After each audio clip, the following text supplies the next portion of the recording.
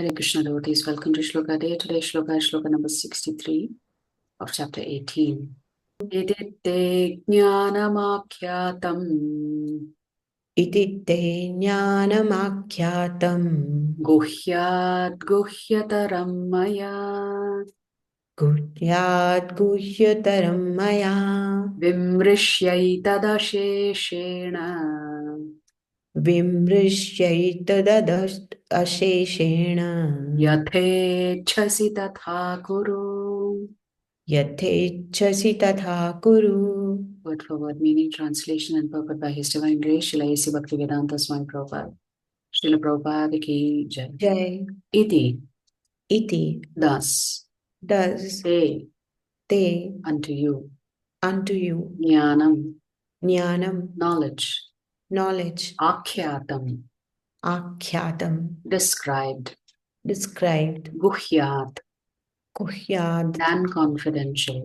than confidential, guhyataram, still more confidential, maya, by me, vimrishya, deliberating, etat, on this, asheshena,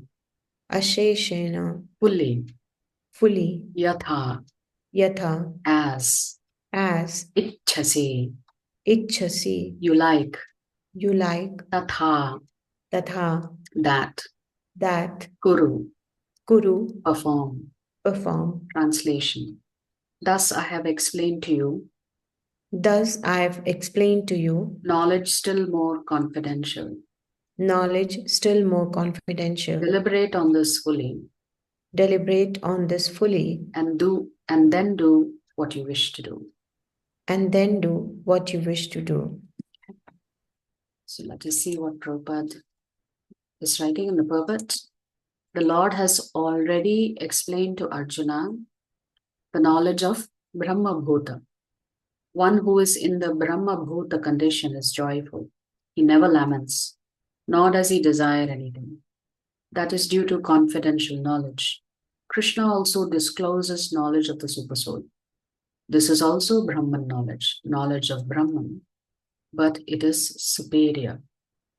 Here the words, Yathechasi tatha kuru, as you like, you may act, indicate that God does not interfere with the little independence of the living entity.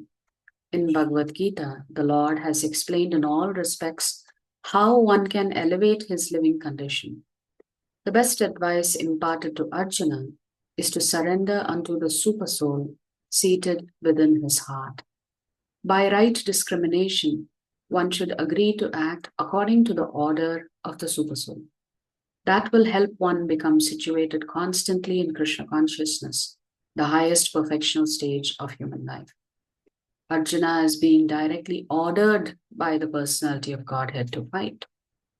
Surrender to the Supreme Personality of Godhead is in the best interest of the living entities. It is not for the interest of the Supreme.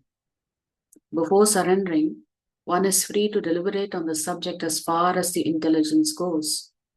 That is the best way to accept the instruction of the Supreme Personality of Godhead. Such instruction comes also through the spiritual master, the bona fide representative of Krishna.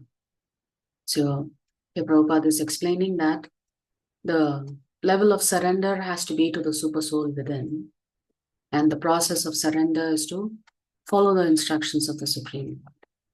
But at the same time, the Lord doesn't compel you to act according to his desire.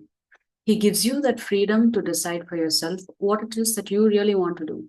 So that requires some intelligence, some discriminatory power as to what is actually good for you. So typically all of us think that I know what is good for me. I'm doing the best I can for my life and for my material progress. Yes, material progress is important, but spiritual progress is even more important. So if we want to make spiritual progress, then we have to follow the instructions of the acharyas, because they have the best interest for us spiritually. Materially, whatever you deserve, that already the Lord will give you in this lifetime. But spiritually, you have to make endeavor. Yes, even in material progress, endeavor is required. So without endeavor, we cannot succeed, whether it is on the material platform or on the spiritual platform. But if we want to succeed on the spiritual platform, then the endeavor has to start from us. So here, Krishna is telling Arjuna, well, if you want to endeavor to please me, then you have to do it through using your intelligence and your deliberation. So if you come, hopefully, if you have heard me carefully, you will come to the right conclusion. What is the right conclusion? That Krishna wants Arjuna to fight. And therefore, Arjuna should fight. That would be the right decision for Arjuna to make. Still, Krishna says, I leave it to you what decision you want to make. That is the beauty of the Supreme Lord, in that he doesn't force you to do anything that you don't want to do. Of course, the Lord also says, but the three gunas will anyway force you to do materially whatever it is that you should be doing. Better to accept my instruction. So we'll read Chaitanya Charan's commentary, but this is from another parampara. A secret is that knowledge which is not accessible to a majority of the people. Most of the laws of physics were a secret until a few centuries ago, and many still continue to remain so. Spiritual knowledge is profound and not realizable through direct perception. It needs to be learned through the Guru and the scriptures. Hence, it is described as secret. Secret in the sense that it is not open knowledge that is readily accessible or understandable for everyone. It has to come through the lips of acharyas and through the study of scriptures. In the second chapter, Sri Krishna had revealed knowledge of the soul, which is guhya, or secret knowledge. In the 7th and 8th chapters, he explained knowledge of his powers, which is guhyatara, or more secret. In the 9th and subsequent chapters, he revealed knowledge of his bhakti, which is guhyatamam, or most secret. So guhya, guhyatara, and guhyatamam. In the present chapter, in the verse 55, he revealed that he can be known in his personal form only by bhakti. Shri Krishna is now concluding the Bhagavad Gita. Having spoken the 18 chapters, including the most secret knowledge to Arjuna, he now leaves the choice in Arjuna's hand. He says, I have revealed to you profound and confidential knowledge. Now the choice is in your hands. Lord Ram made a similar statement to the residents of Ayodhya. He invited them all for his discourse. Ekabara Raghunatha Bolai Guru Dvija Purabasi Sabhaaye. Once Lord Ram called all the residents of Ayodhya. Everyone, including Guru Vashisht, came to hear him. In the discourse, Lord Ram explained to them the purpose of human life and the way to accomplish it. In the end, he concluded, Nahi aniti nahi khachu prabhutai, sunahu karahu jo tumahi sahai. The advice I have given to you is neither incorrect nor coercive. Listen to it carefully, contemplate over it, and then do what you wish. This free will to choose between available alternatives has been given to the soul by God. The freedom of choice is not infinite. So this is actually very important to understand. Prabhupada says in his purport that the Lord doesn't interfere with our minute independence. So our independence is not unlimited. It is limited. It is limited by so many other factors that are material in nature. So here the statement, the freedom of choice is not infinite. Yeah. One cannot decide, I choose to be the most intelligent person in the world. Our choices are limited by our past and present karmas.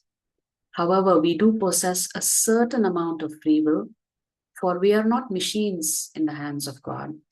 Sometimes people question that if God had not given us free will, then we would not have done any evil. So there are certain people who argue, why did the Lord give us free will? Because he gave us free will, that is why evil is also existing. But then we would not have done anything good either. The opportunity to do good always comes with the danger of doing evil. That is why we experience duality, right? Happiness and distress, winter and summer. So this duality always exists in the material world. So if there is good, there will always be evil. More importantly, God wants us to love him, and love is only possible when there is a choice. A machine cannot love, for it does not have any freedom of choice. God created us with free will and provided us with choices so that we may choose him and thereby exercise our love for him. Even the all-powerful God cannot force the soul to love and surrender to him. This decision has to be made by the soul itself. Here, Shri Krishna is calling Arjuna's attention to his free will and asking him to choose. So this is Chaitanya Charan Prabhu's commentary. Krishna demonstrates how there is no force in love. Toward the conclusion of the Bhagavad Gita, Krishna tells Arjuna to deliberate on his words and then do as he desires.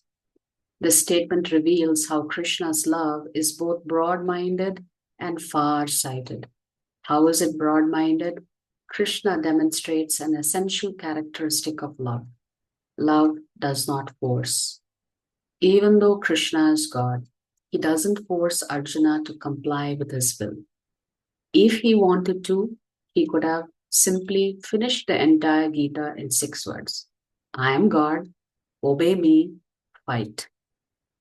And he, more than anyone else, could have claimed to be justified in coercing Arjuna. After all, he is God Almighty. He has all the force of existence at his command. Moreover, he is all-knowing. He actually knows what is best for Arjuna. And most of all, he loves Arjuna deeply and wants the very best for him. Despite his omnipotence, omniscience, and omnibenevolence, Krishna doesn't force Arjuna. See, the Lord always wants us to do the right thing, but we have to make that choice ourselves. It pains him when we make the wrong decision. It is not that the Lord enjoys it when we make the wrong decision. He does not. But he wants you to make that choice.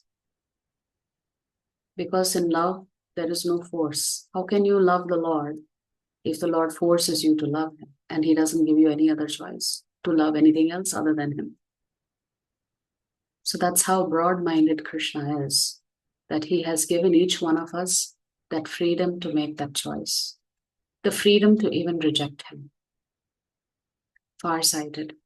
Though Krishna doesn't compel Arjuna to make a particular choice, that doesn't mean he just leaves Arjuna to struggle in the dark about determining the right thing to do.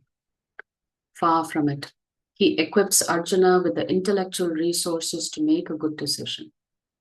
So that's the beauty of the Lord's instructions, right? He has given so much knowledge to Arjuna from so many different angles and so many different perspectives, so that Arjuna can make a decision based on so many different choices.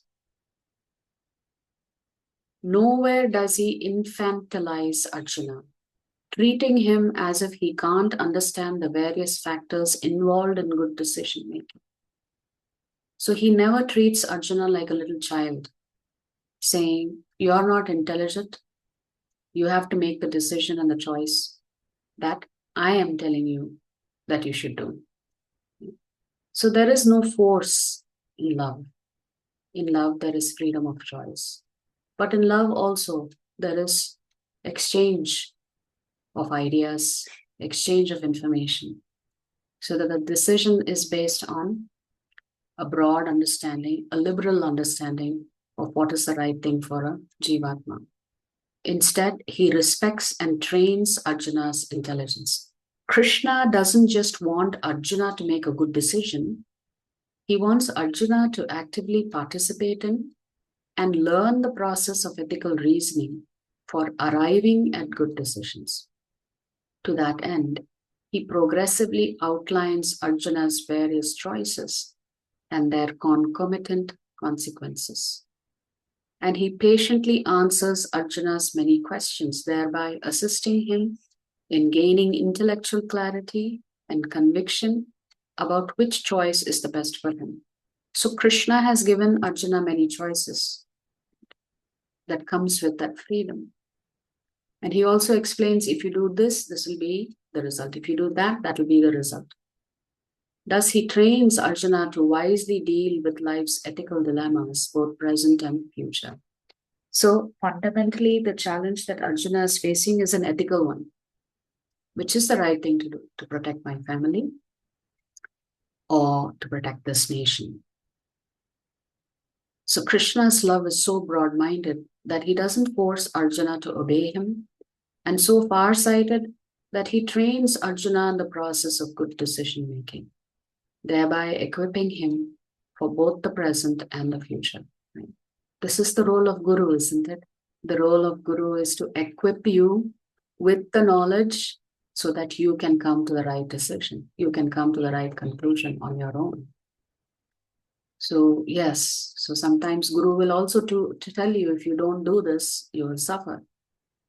And Krishna has done that in the previous 2 shlokas. He said, if you don't follow my instructions, then you will be compelled to act as per your nature.